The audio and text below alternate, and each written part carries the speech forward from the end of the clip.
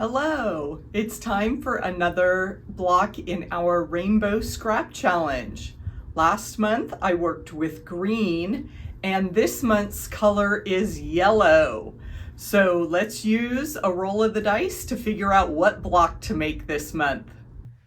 As part of my random selection, I am using the Eleanor Burns patterns for the Go Cube. And this is a fantastic resource that comes with Accuquilt Qubes because they have a bunch of different instructions. So you can just pick your favorite blocks and make a great sampler quilt. So I've got the possibilities here as we work through all the patterns, and I'm going to roll a single dice, and it's number 1, which is Sawtooth Star. So I will flip back. I've made this block in other quilts. It's one of my favorites, and we just need our 3 colors of fabric there: a background, a medium square for our center, and some darker star points. So let me dig through my yellow fabric.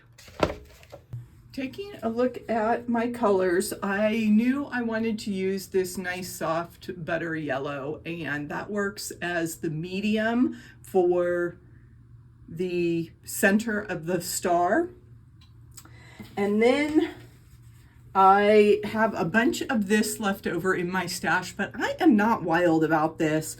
And yeah, it would have been okay with that, but just not very jazzy. So I will set that aside for something else. And then I have this gorgeous batik, but it's already been cut into strips, and that's too small for the size Accuquilt die that I'm going to be using. So we can use that pretty bright yellow in another project. So I settled on this for the star points, and I think that will be nice. It'll add a little bit of drama to the block rather than having the muted tone colors, and they're just the right size pieces, so that helps too. So that will be my star.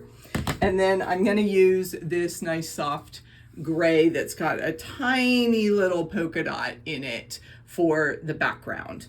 And I am cutting with the cube. The cube has nice small little dies. Let me grab the mat. So first I'm using the die for, and they're all labeled on the side, I was just looking around, for the corner squares, which of course you can cut with a ruler, but I've got the Accuquilt out, so might as well just let it do all the work here. And then you rub it to get the static off, and there are my 4 blocks that I need for the corner of my star. And of course this is better if you are making lots of blocks, then you can run all the fabric through much faster. But then I need star points here, and we can run that through.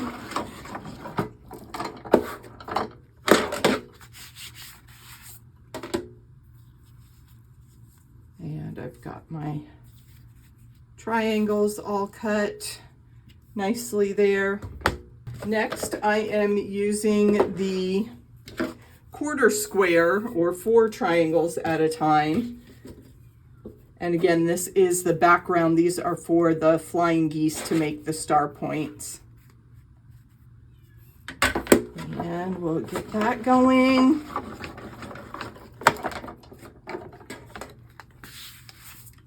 And here are the 4 triangles for the sides of my star.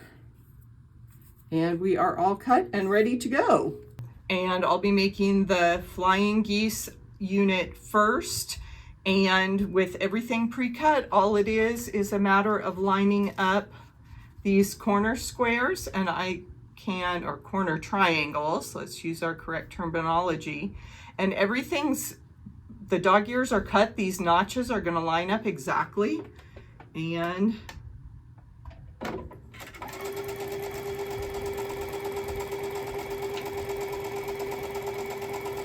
it's very easy to chain piece.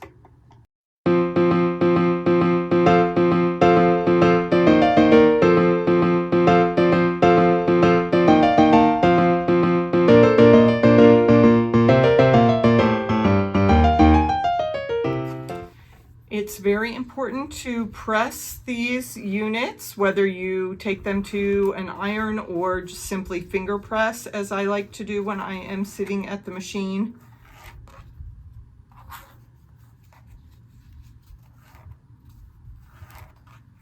And then we are ready to place the opposite corner triangle in place, again lining it up with that bottom edge and sewing your 1/4 inch seam.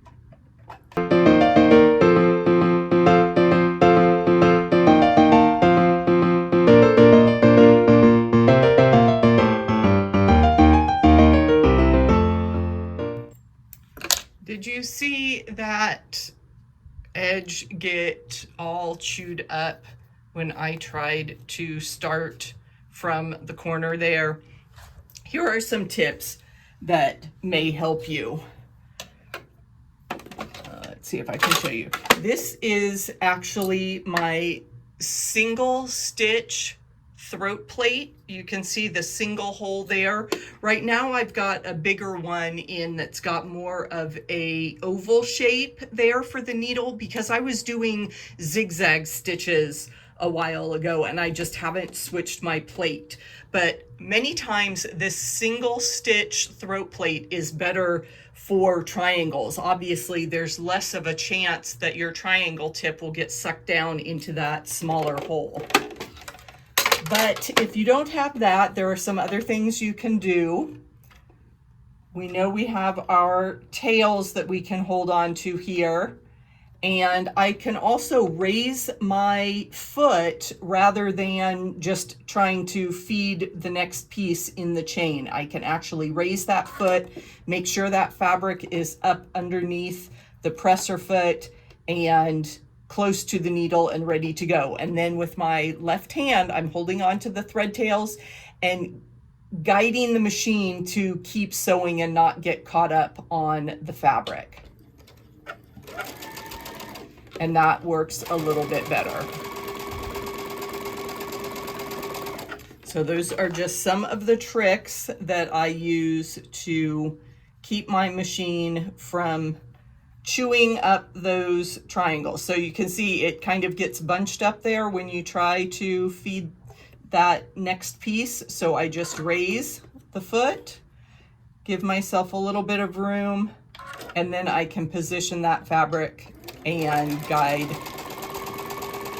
the fabric as it starts taking those first couple stitches. And then we have our flying geese done. Okay, now I will be putting this block together like a 9 patch. When you study your block layouts, they can generally be deconstructed and a lot of them turn into 9 patch. You're sewing 3 rows together. So I make sure my star points are pointing out, so it looks like the flying geese are pointing to the middle of my block. And then of course I will have my corner squares of background in here as well. So there are the 3 rows, the background with the flying geese and then the center block with the flying geese.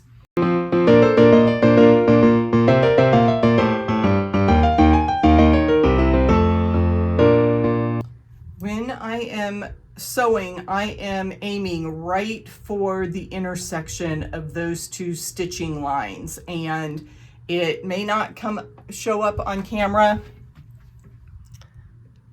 very well, but you can see I'm aiming right for that intersection when I sew my flying geese to the next unit, and that makes sure that I have not cut off that point.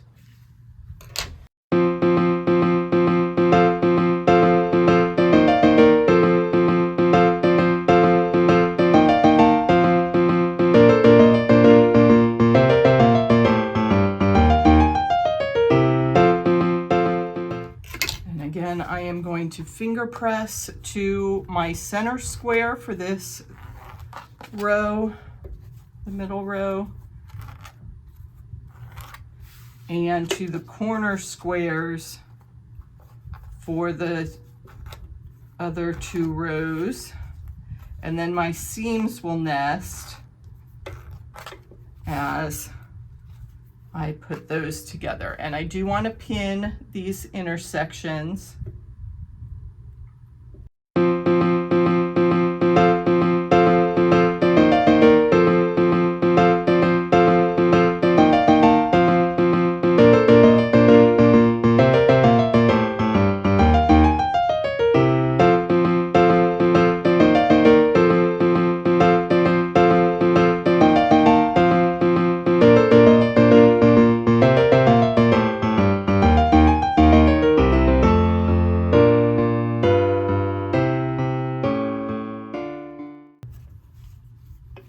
Ta-da! Let me go zap that with the iron and have a full reveal.